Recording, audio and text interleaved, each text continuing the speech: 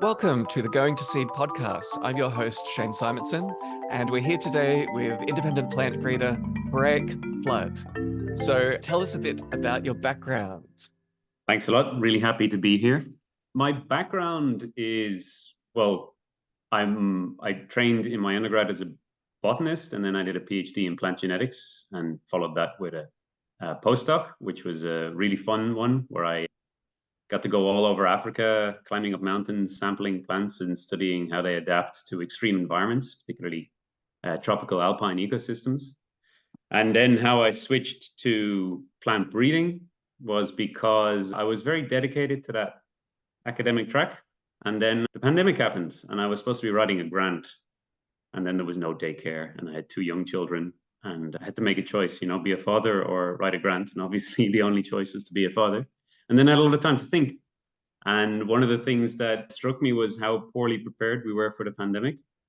And I thought, well, this is a relatively simple problem compared to climate change and sort of the ecological challenges we're facing in the coming decades and centuries. And I'm looking at my kids and thinking about the world I'm going to be growing up in. And I thought, I want to do something more applied. And then I decided, well, what can I do? I like food, I like genetics. Well, plant breeding is the way. So that's when I started shifting my career away from studying at a fundamental plant level how plants adapt to using that knowledge to make them adapt in ways that are useful for humans. Brilliant. That's such a great story. I want to ask a million questions, but we probably should keep focus. So that was the path that led you to crop breeding. So what conditions are you working with to breed crops today? So tell me about all the different aspects, like what resources and challenges are you working with? Sure. So I do, broadly speaking, three kinds of crop breeding, right? So one is hobby. So I have a few things that I do as a hobby. And then I do breeding for the highest input system you can possibly imagine. So the opposite end of the spectrum to what you work with. And that's indoor farming. So that's actually what pays the bills. So I get paid to do breeding for indoor farming company. And then I also have my own, so that's like 4 days a week. And then 1 day a week, I have my own business, which is breeding the opposite end, which is low input crops. And that's about de novo domestication. So I'm trying to create new crops from wild species. Brilliant. And yeah, so then the conditions, of course, in the indoor farming setting are highly controlled. And I actually do most of the breeding in a greenhouse because it's a bit easier to get in and move around and work with the plants than in the kind of vertical farming setup. And then for the hobby, so my garden, I have a very small garden because it's the Netherlands and there's not a lot of space in this country. And that's very sandy soil. But where I do my sort of commercial breeding for the de novo domestication, or at least I try to do larger scale breeding, is I rent land in the neighborhood. And where I'm located is in the middle of the Netherlands. It's a place called Wageningen, and there's a pretty famous agricultural university located here. And the reason that it was located here is that within a small radius, basically all the soils of the Netherlands occur, because they wanted to have a place where they could train farmers for, like, they could all come here, and no matter where in the country they were from, they could train them on the soils that they would be working with when they went back home. So that means that my Aardaker, which I'll probably tell you about in a few minutes, breeding program right now, I have it on both heavy clay and light sand, and there's alluvial soils. There's all sorts of soils all around this area. Brilliant. And how much space is your own garden, the small plots that you rent around? So my own garden is pretty small. I think it's about 10 meters by 4 or 5 meters. And then there's a shed in that, and then part of it is space for the kids. So about half of that I can use for some breeding. And there, the hobby crops are things like I play around with tomatoes. I've been trying for several years unsuccessfully to get seed out of garlic, like true seed, because I'm too stubborn to use the ones that everybody's succeeded with. So I try to use the ones that nobody's succeeded with to get some genetics that hasn't been accessed. And then I also play with, what else as a hobby? Oh yeah, I have some, actually kind of like, it's funny because Joseph's book, Landrace Gardening, which I came across because of this podcast, is an approach I've been taking independently because I come from an evolutionary genetics perspective. And then I also have the quantitative genetics and plant breeding. So I started wanting to evolve populations for my garden. And it's basically landrace gardening, but I always thought of it as evolutionary stewardship of these populations. And so then I play with sunflower and coriander, and I sort of try to keep these populations alive and just make sure they survive. And then the ones that I like the most, I give a helping hand to, or I don't harvest them, and then the other ones I harvest. So it's a very laissez-faire breeding approach. So that's the hobby stuff, right? That's just for fun, see what pops out, see what comes up, you know. And then the indoor farming, that's more controlled crosses. And there I work with peas and wheat, like bread wheat, and also dwarf tomatoes. So they're all selfing species. So if you want crossing, you've got to do it yourself. And also there's no pollinators or anything like that. So it's a very controlled setting. And there, it's quite nice because I came up with sort of a vision for how these plants need to look morphologically. So I have what we call an idiotype, so an ideal morphology. So I'm completely reshaping peas, and I'm using old mutations that Mendel worked with and that have been completely forgotten about. They're still present in like medieval varieties of peas. They're called crown peas, where they put all the pods on top.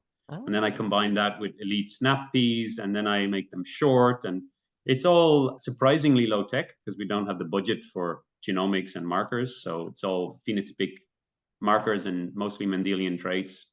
And then the traits that I'm really interested in are architectural and cycle time. So you want them to flower really quick and do many generations per unit time and grow under things like 24-hour photoperiod, grow well in hydroponics with LED lighting. So very, very, very different.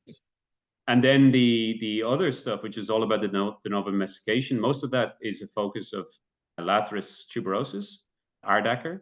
And that's this protein-rich tuber crop. So it's a nitrogen-fixing, tuber. So it's kind of like a protein-rich potato, effectively, but it's in the pea family. Can you tell us a bit of the history of the Aardaker? Because it has, like, it's been eaten by humans on and off as far back as you can imagine. So, but it's one of these kind of lost crops of Europe, which is like the last place you think there'd be all that many lost crops, but they're there. They're there if you look. Yeah, they certainly are. And that's not the only one I'm working with. I'm working with a few others that were big in the Mesozoic. So we can talk about that in a bit. But yeah, so the Aardaker, there's not a lot of information available. So most of the information that you can find on this species is in the ethnobotanical literature. And there, what's funny is there's rarely a paper on the Aardaker. It's just somebody has done an ethnobotanical study of a given region, and then they list all the species and they talk about it. What's interesting is that in many of these papers, they describe maybe 50 species that this local community uses or used to use or something like that. There's often a note just for the Aardaker, where there's a little note where they say, this one's extra delicious. So that is always, or they say something else like, the children would look for this. Yeah. And of course, children only look for things that are nice. Yep. So this is a real vote, and it is a very tasty thing. And it's been sort of highly prized as a tasty food across Europe. And I should say not just Europe, but Eurasia. So its natural range is from basically the Netherlands all the way to Lake Baikal. Mm-hmm. And there are populations on the Pacific coast of Russia, but it's unclear whether they're native or not. But certainly to Lake Baikal, it's native. And then like Kyrgyzstan up into almost northern Siberia. I mean, there are populations in Murmansk and all the way down to Turkey. And there are records of it in Morocco and North Africa, but it's possible that it's gone extinct there, but it definitely grows down to the Mediterranean. So it has this massive range. Naturally, it's probably a grassland species, but it has adapted to crop fields. So it also historically was a weed of wheat and barley and cereal fields, but it was one of those weeds that prior to mechanized agriculture was tolerated because it was a useful weed. You can eat the leaves, you can eat the tubers, they're nutritious, it fixes nitrogen. So it was never a weed which was, I think, there are some weeds that are just problematic, right? They're toxic. Maybe the seeds get into your grain and they make your bread not so nice, but this was not one of them.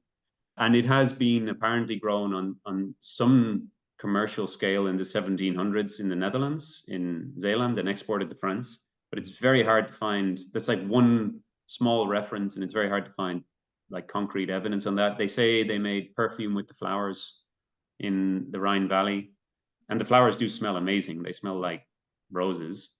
So yeah, it's been used in different ways. It's still gathered actually as a salad vegetable in Turkey because it's like pea shoots. They're quite nutritious. So yeah, it's quite a useful plant. Amazing. How did you source your original material? Like how much diversity have you managed to tap into? Oh, I have a lot of diversity. I'm obsessive about diversity. I always like to get more and more and more. Originally, I ordered seeds from there's a company here in the Netherlands called Padraic Flood, and they do all of these weird edible crops. You can even get things like Ryoko and stuff from them, which are generally very hard to source. So they had seeds, and that's how I started. But it's native and it grows around the town where I live here. So then I went out and I collected some. And then I got more from stock centers. So the USDA have a small collection. They were able to send some to some stock centers here. There's one in Germany that's willing to share and send seeds. And by hook or by crook, I managed to get like sessions from I think like 10 different countries. And it's largely outbreeding. So you get basically a population from each of those places. Sometimes the wrong species. So and sometimes the wrong genus, but that's okay.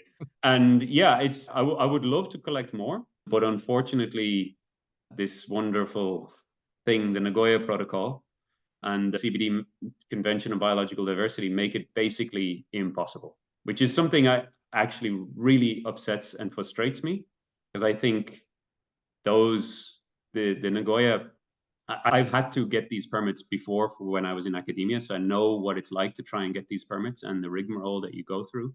And it takes literally years to get a collection permit, and that's even for a common weed, which is what I was working on at the time. And it's absurd. And I know people who have stopped working on crops and on crop wild relatives in regions of the world because of this protocol. And it epitomizes that phrase, the path to hell paved with good intentions. Yeah. Somebody had a good intention here, and it's totally backfired. I think it's probably the one piece of legislation which has done more to erode genetic diversity than anything else. Yeah. Because people aren't studying these things, they're just being lost. And somebody like me who says, oh, I'd love to go out and do something like domesticate this wild species, right? I'm not stealing anything from anybody. I'm just trying to, like, people go out there and cut those plants down when they grow in the hedgerow, and that's fine. And I could go and just pick up some of those seeds, and suddenly I'm breaking the law. Yeah. And I think that's a real tragedy. And sorry, I'm getting on a rant here now. This is an important issue. Do you have any concept of how legislation like that could be amended or rolled back? I would get rid of it. That's it. So there is this idea of access and benefit sharing, right? But which sounds good, right? And I think, like, for example, if a company goes in, or a commercial enterprise goes into a region and they consult with locals, indigenous or whatever, and these people tell them about this plant that's useful for a certain medical purpose or whatever, they should be compensated for, or like that knowledge that they give should be valued. And the easiest way to do that is to pay them for it, right? But that I agree with. This idea, though, that germplasm belongs to a country where it happens to be growing, I don't agree with. I think it's in my opinion, it should be a global commons, which is how it was before. Yeah. And that the thing is that people don't really, I'm sure the listeners understand, but plant breeding, like, it takes a bit of effort, right? And a bit of time and dedication. A lot of chance and a lot of risk of getting nothing. Yes, exactly. So you're going to take the shot to, for example, especially something like domestication program, if it's already not something that a lot of people are willing to put their time and energy into, right? And then you put up additional barriers. That means, like, for example, these permits and stuff, that just means that there's so much potential there in the natural world, right? There's like 20,000 species of plant, depending on who you ask, that we can eat. We get most of our calories from, like, 95% from 30 species. That's an unnecessarily precarious position to be in. Everybody's calling for diversifying our food systems. Governments are saying we need to do this better. And then when people like me say, okay, great, I'd like to go and actually dedicate my life to doing something like this, then they say, okay, well, you got to fill out these million forms. And then when you go to different, every country does it differently. And basically they're expecting you to put a brown envelope under the table. And what it means is only those with a lot of resources have access to this now. So companies that are able to pay these kind of things, or that have the right network so that they know the people in the permitting office. So the access and benefit sharing, the only people that benefit are the local bureaucrats. Yeah. And everybody else is left out. And it results in a kind of capture of all this potential germplasm by those that have the resources to access it. So I would just open it up again. That would be my response to this. Do you feel like you have enough founding genetic diversity for the project as it is? Yeah, I've been lucky. I've been able to get a lot of genetic diversity, and because it's an outbreeding species, I'm pretty confident that there's a lot of sequence diversity already, like within the subpopulations. And I've been able to sample quite a bit in the Netherlands, where it's allowed, and also in some of the Western European countries. These countries tend to be much less protective, because I think they also, a little bit like you said, hey, who would have expected a forgotten crop to be in Europe? Everybody sort of feels that all the valuable biodiversity is probably not in Europe, which is maybe not true, but it means that they're much less protective about it. So they're much, like, of all countries in the world, the only one that didn't sign up to the Nagoya is America, and it's the easiest place to get germplasm from. And they'll just ship it to you, no questions asked. It's amazing. I'm very jealous of people who can tap into those amazing resources. Yeah, I mean, Australia's. Yeah. We're very cut off down here. I mean, we do have our own indigenous species that we can tap into, and a lot of the edible ones aren't especially protected or rare. But yeah, getting stuff in from outside is a challenge. So with the Lathyrus tuberosus, can you tell us a bit more about how it grows? Yeah. How does it perform? And what are your priorities in breeding it too? Yeah, so it looks quite a bit like a pea, but with smaller leaves, and it looks like a sort of graceful pea, I would say. I also breed peas, so I feel I can say that. And it grows with underground stolons, and then from these stolons, at the internodes from these stolons, roots drop down, and some of those roots form storage tubers. So it's a root tuber, which means it's more like cassava or sweet potato. It's not a stem tuber like a potato would be. And it tends to spread over a large area. So it forms these kind of patches when you see it in the wild, where they could be one clonal individual that they're perennial, so they live in the same location for many, many years. And then it has these nice pink, dark, sometimes red flowers. It can be light pink to almost dark red flowers that smell really nice. And then from them you get these kind of like little pea pods. And the funny thing about it is the pods don't shatter. They're really hard to open, which I find really unusual for wild species. So I really don't know what its dispersal mechanism is. I still haven't figured that out. It does tend to occur near rivers and in floodplains, so that could be one. And it does also spread by stolons. And as I said, it can be perennial, so maybe it doesn't really need to spread by seed that often. So having not a great dispersal mechanism is maybe not a problem. But yeah. I wonder if a megafauna used to browse on it and the seeds went through. It's possible. It is, I think, I mean, it's not really known as, actually, we know so little about most species, to be honest. We really know so little. And I've studied it in as much detail as I can, and I've looked, there's this online thing, we spoke about it a bit before, iNaturalist, and I've reviewed every single observation on iNaturalist to study it in all the different possible habitats. This, and going into the field and looking for it myself, I think it's certainly, it grows in anthropogenic conditions, like as a weed along field edges and things like that. But its natural habitat, I'm pretty sure, is grassland ecosystem. So then, of course, megafauna did exist not that long ago in Europe. So that's entirely possible that was a way that it moved around. I don't know. And then with regards to breeding program, the number one goal, of course, is yield. I mean, you could probably rank the most important breeding goals as being yield, yield, yield, yield, because its yield is pretty low. And I think that's why it never really got adopted as a crop. I think there are probably other reasons which are less to do with this species and more to do with, well, what are the reasons we have the crops we have in the first place? But yeah, so one is yield. The other one then would be, I try to improve the tuber shape, because you can get because it's a root tuber, it can get forked and branched like an ugly carrot. And that's not really a problem per se, but it makes it really annoying in the kitchen when you want to peel it or something like that. So it's much nicer if you have a nice smooth round or oval tuber. And then after that, I also try to, although it's not very easy to phenotype, but I have some collaborations where we try to measure some protein content on the tubers. And I would obviously like to at least maintain the protein content or increase it, and then taste.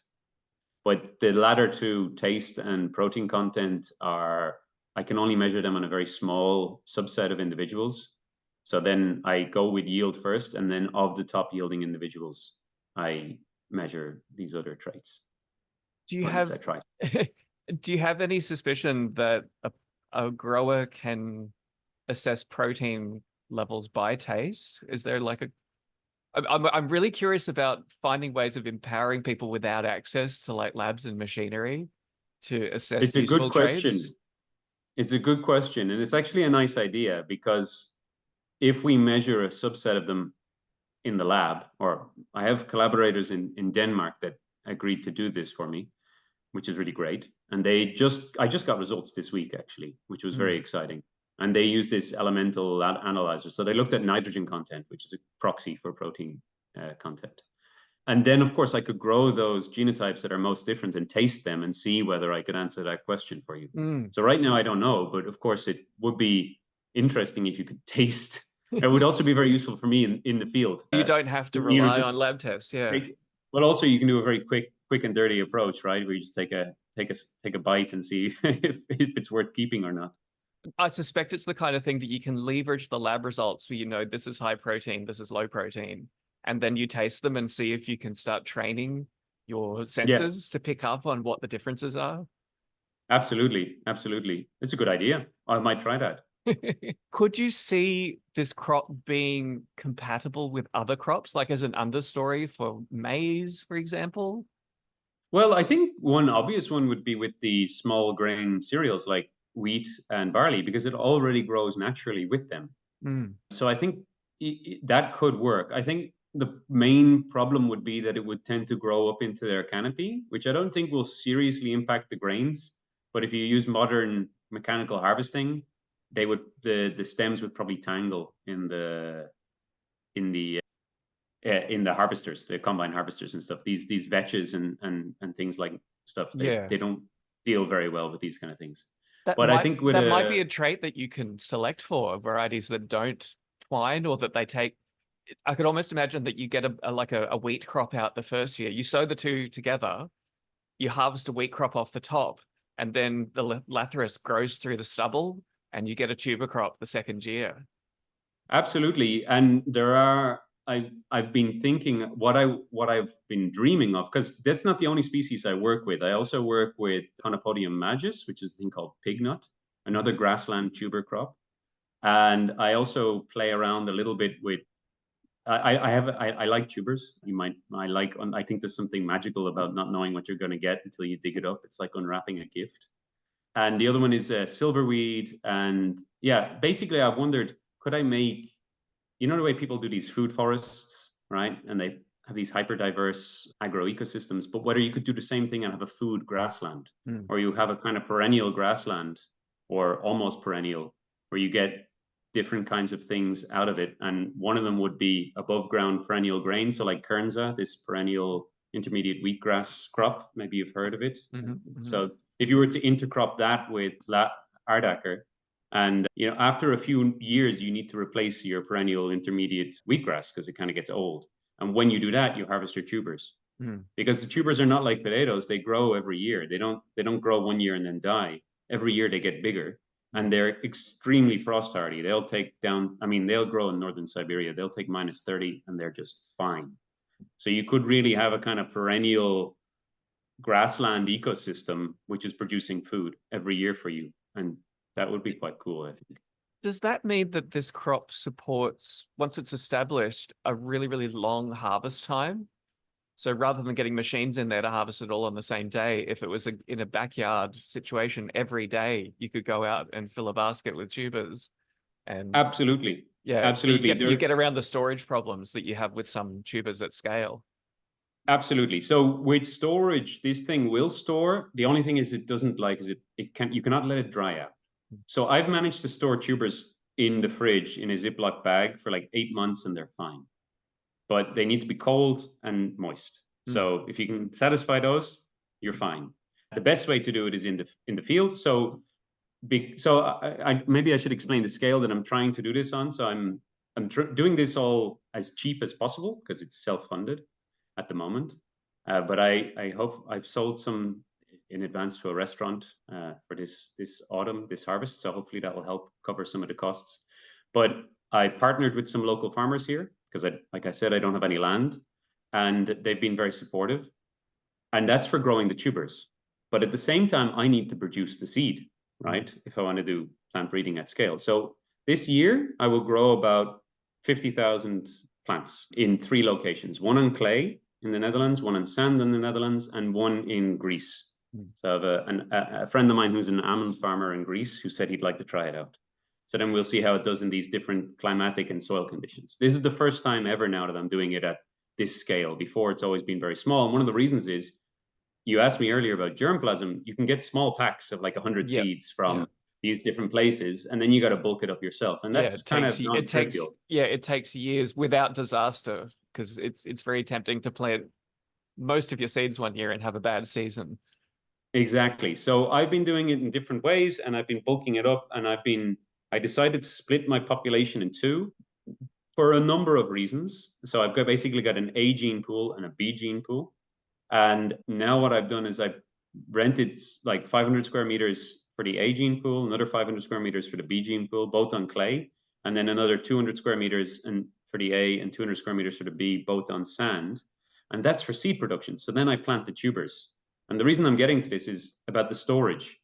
I can't afford to put them all in cold storage so that I can plant the tubers in spring. So what I did was, when I harvested the tubers, I went to the farmers, rented the land, and immediately planted them again. And now they spend the whole winter in the ground, which is my storage. And that means, of course, that they're ready to get going in the spring whenever the weather's good. And then I have to come up with a way of getting the seeds. And these are all the things that you have this idea to do breeding. And it's, in essence, really simple what I'm doing, which is a mass selection approach. I can't do anything more complex because I just don't have the capacity for that. I need lots of people to help me. But then there are all these things like, well, then if I want to sow 50,000 plants, I need 50,000 seeds. How do I get 50,000 seeds? Well, now I need to start doing seed production. And I did not see how that was going to scale this year. And I spent the last 3 months in my kitchen every evening, basically cleaning seeds, popping them off plants. And I will never do that again in my life. Next time I'm going to have to come up with a more scalable solution. So now I'm going to harvest it like hay, let it dry on the field, swathe it, toss it around. And then there's a farmer nearby with a thresher who said he'd let me use it. And these are the kind of things that you run into when you want to go at scale.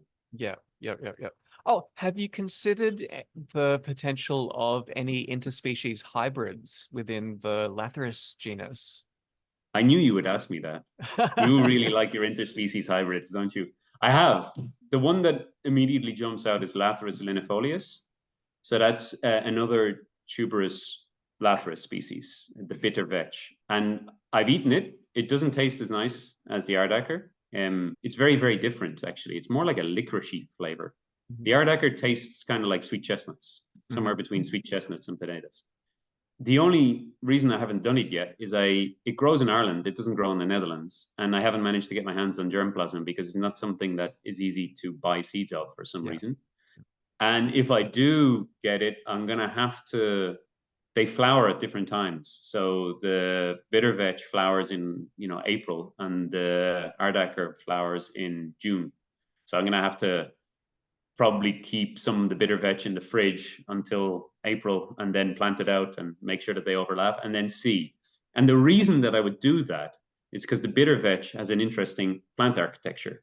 It doesn't really climb as much. It's more bushy. And that would be nice in a way because the climbing of the Aardaker is nice when it has a support. And it does all right without a support because it is naturally a grassland species. So it can handle that. But it does get kind of tangled and messy and tricky. You have to do that. Keep in mind, you could potentially store the pollen I'm pretty sure the pea family is reasonable for storing pollen. I should try that. I collected pollen today, actually, because I Mm. have some in a green. I have like a little greenhouse that I had some plants in. Yeah, And most families, if you just dry it over a drying agent and then freeze it, you'll get at least a few months of storage. yeah, I should try that. I should try that. But first, I have to get myself some bitter veg, Yeah, yep. and then I'll see if it works. I don't know for sure if it will work because they seem to be so-called true species, good species, Mm. in the sense that the Lathyrus species they grow like there's other Lathyrus species that grow here, like Lathyrus latifolius, Lathyrus sylvestris, Lathyrus pratensis, and they never hybridize with each other, never, and they can grow right beside each other. So I think there might be some Some species barriers. barriers. But But then I mean, again, they're negotiable as well. There's tricks that you yeah, could use to wiggle around them. Just depends on how determined you are. yeah. So I will give it a shot just because it'll be kind of fun to try. Yeah. Here's an interesting thing though. Just there's a report I saw recently from somewhere in Eastern Europe a way back. They took sunflower and did controlled hybridization with every other Asteraceae that they could get their hands on, and pretty much all of them produced viable hybrids. It's another one, Really? yeah. And I don't know, like not every family is as amenable to that. Some it seems to vary, but spontaneous hybridization not happening isn't always a good indicator that there are genetic barriers. It could just be that different bees, like even the same species of bees, often specialize in different kinds of flowers. That, like, from the same hive, one bee will go out and pollinate all the sunflowers, and another one will go out and have a taste for Aardaker. Well, I've spent a lot of time watching the bees on Aardaker, and I've even got a whole iNaturalist page studying the Aardaker pollinators. Mm. And it's been really fascinating. So it is one of those cool things about choosing a species that not a lot is known about, is that you can figure it out yourself, which is Yeah. very satisfying. So I've just sat in front of these flowers for hours and hours and hours and hours and hours, days. Like every time I'd take a cup of tea during the day for a lunch break, I would just go outside and just watch the flowers. And the Aardaker flowers, it's like a classic pea flower. So at the back, you have this standard petal, which is it's called a standard petal. Then you have two wing petals, which are sticking out towards the front, and they're either side of a thing called a keel petal. And it's called a keel petal because it looks like a keel of a boat. Mm. And inside the keel petal is the stigma and the stamens. That's where all the reproductive material is. Now, for the bees to get the nectar, they need to sort of get in between those two wing petals and push down the keel petal. Then they get the nectar, and up comes the stigma, which then comes over, because the thing is asymmetrical. It always comes over their right shoulder and hits them on the back and dumps the pollen there, and then they collect a bit of the pollen. And it's only really pollinated by leafcutter bees, Megachile. Yes. Honeybees Yeah. don't like it. They don't go for it. It's hard And if they work. do go for it, they bypass the pollination mechanism and steal the nectar. Mm. And what is really fascinating is the leafcutter bees know what's going to happen. And when they land, they keep their left wing open and they close their right wing because they know that up over their shoulder, this thing is going to come and hit them. And I don't think this is published anywhere or anything, but this is one of those things. If you just sit and watch, you start to see these things, Mm. and it's really really fun. And then what's fun is that because opening it up requires the strength of a bee, the hoverflies follow the bees, and the butterflies follow the bees.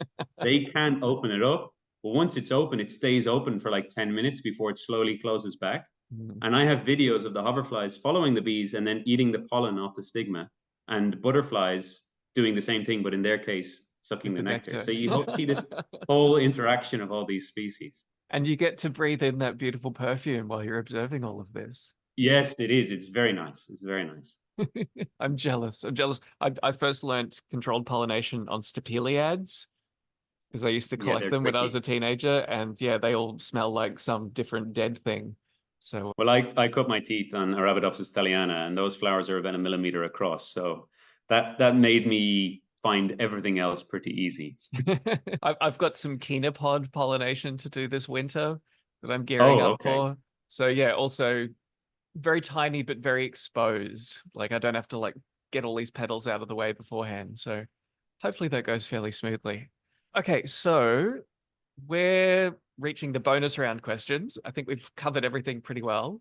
We were going to talk more widely about other tuberous legumes because there's quite a family of them, and most of them seem to be low yield, high quality crops that have never really taken off. But yeah, probably another time I'll have to find someone. Come back one day and we'll just talk about tuberous legumes in general. I'd be happy to. That Yeah. would be wonderful. Okay, so just around questions. If you could like work wonders and wave a magic wand with any species, what would you bring into the world?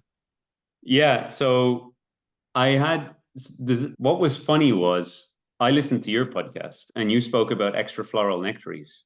And I had the same idea a couple of years ago. And I imagined creating trees that would like you could just milk for nectar and you would just, hook them all up. And then you could basically not damage the forest or the ecosystem. And it would just give you raw material for precision fermentation or whatever it is that you would like to do. So that was one thing that I thought I'd mention just because I found it striking how similar the idea was. If I could really wave a magic wand, of course, then I would go for trees because that's the thing that we just don't live long enough to breed properly. And then, if I had that thousands of years to do something like that, I think deep down inside, I'd like to breed really like to make massive trees, bigger than the redwoods. Because I just think that would just be so awesome. Like the forests of Lothlorien from Lord of the Rings. And then we could live in them and they would be just living houses. And that would just be a wonderful vision for me. I just think it would be really beautiful. Have you seen photos of the baobab houses in Madagascar and Yeah, parts they're of East amazing. Africa? Those trees look like somebody with a great imagination had some time to do breeding. All right. But yeah, I mean that's similar to the acacia ants that have those swollen. What are they called? On the base of the thorns that are swollen. Oh yeah, They, yeah, yeah. they make I've those seen little. them when I was in Kenya. Yeah. I stood on one of them, went through my boot. Those Oh, things are vicious. They're painful. vicious. But we need something like that, but on a human scale. We need a tiny Yeah. house for one person in the size of a tree. Yeah, you could just, I don't know, put some stimulant and then the tree would grow in a shape around you and then you have your home, just like the ants do for the acacias. Yeah, something like that. Okay, next question. What is your vision for the future of food in your community? So my vision is one, I suppose I can sum it up with diversity. And I mean diversity at all levels. So I suppose in some ways I'm a bit of a heretic in all the communities because people who are interested in super low input aren't interested in the high input vertical farming kind of stuff. And my view is that we should be exploring all of these options. And our food system of the future should include all of them, both super high tech and super low tech. And the diversity is what will bring us the resilience and allow us to both allow space for complete wildness and nature, but also then live in diverse agroecosystems and everything in between. Because some people will want to live in cities, others won't. So diversity, I think, is where we will get our resilience. And that's what I try to do with my work is I work both in a diversity of production systems, but with a diversity of crops with very, very different goals. And in a way, I hedge my bets. I mean, the Aardaker is going to be a useful technology. Should civilization collapse, that will still be a useful thing, whereby the peas and the wheat in the indoor farming, those are for a more techno-optimistic future. Yeah, hedge your bets. That's the way to do it. Yeah. And how do you hope to pass on your work to future generations? So to some extent, I feel like the way I will pass it on is the way that all plant breeders have passed on their work for the past 10,000 years, which is the work I do will be written in the genome of the plants I've worked with. And I hope that, over time, other people will grow them. And, all of those generations that went before me, I used the material that they've worked with any of the domestic species for sure. And that's kind of how I view the really lasting impact as a plant breeder is that it's there, it's in the seed, it's in the species. Other than that, in a more active way, I do try to do some outreach, I do some science communication, and yeah, I'm happy to share knowledge and experiences in that regard. It sounds like you're well advanced in reaching out to other growers for scaling up as well too. I'm really impressed with that. Yeah, that's actually it's probably easier to do the breeding than it is to do the networking, to be honest. But if you don't do it, you won't be able to get anywhere. So yeah. Now, what's your final message to people who are thinking of getting into plant breeding themselves? yeah, just do it. I mean, it's so much fun. And I think it's also important to realize that there's so many ways to do it. And you don't have to go down any particular route. You can take a very hands-off approach, like the landrace gardening. Although I would encourage people to do some controlled crosses, just because once you do that between two, let's pick tomatoes, and you pick a yellow and a red with two different shaped fruits. And then when you grow your F1, you start to see some of the genetics of which is dominant and which is recessive. And then in the offspring, the grandchildren, you get everything. You get such a diversity. And that's so much fun once you realize the potential of what's there and what you can unlock by just allowing things to mix up. And then, yeah, it's I just would fun. point So out I too would say that just go and do it. controlled crossing can be a bit of a pain, but you don't have to do it forever. Like you often only have to do it once with a project, and Yeah, then you're just dealing with absolutely. the explosion of diversity after that. Absolutely, absolutely. And yeah, I mean, it's also fun to understand, I suppose, the reproductive organs of of a flower and how to do it. And it does give you a sense of, there's an intentionality associated with it, which I think you can derive a lot of satisfaction from. But at the end of the day, it's just amazing to see what can pop out of these two. Even if you choose two similar looking plants, sometimes in their offspring you can get all sorts of things popping out, and that's just a lot of fun. So yeah, just I would say go and do it. And for me anyway, maybe I just add one thing. I have sort of personal principles with regards to plant breeding in terms of choosing crops. One is that it should generate some sort of value, ideally something filling a niche which I think is not present. That's one principle that I look for, and that's like the Aardaker, right? There is no commercially available protein-rich tuber crop, or at least not at scale. Two would be that it's different, right? So one of the other species I work with is Ficaria verna, and this is lesser celandine. So it's in the Ranunculaceae, which is a family where there's not a lot of other crops in. So thinking in terms of sustainability of crop rotations, if you go to another family, there's less diseases that are shared. So that's another criteria. And then finally, it should be just fun. It should be something that catches your personal interest. And it doesn't have to satisfy all three of those, right? As long as it satisfies one of them, that's enough. And then I would go for it. Amazing. Well, thank you so much for taking the time to talk to us today. As a final opportunity to plug anything that you want, how can people get in touch with you or learn more about the work that you do? Yeah, so I have a website for the company where I do mostly the de novo domestication work, the Aardaker, and that's called Aardaia. So that's Aardaia. It's a mixture of Ard, Earth, and Gaia, Mother Earth, because the crops are of the earth and for the earth. And so you can find me there. So aardaia.com, and then you can, if you have a message, you can send it through there. The website, I'm still working on it, so don't expect anything beautiful. I'm better in the field than I am behind the computer. So No, that's all good. I'll put all those links in the description for the episode. And thank you so yeah, much for spending your time with us. thanks a lot. It was a pleasure. Brilliant.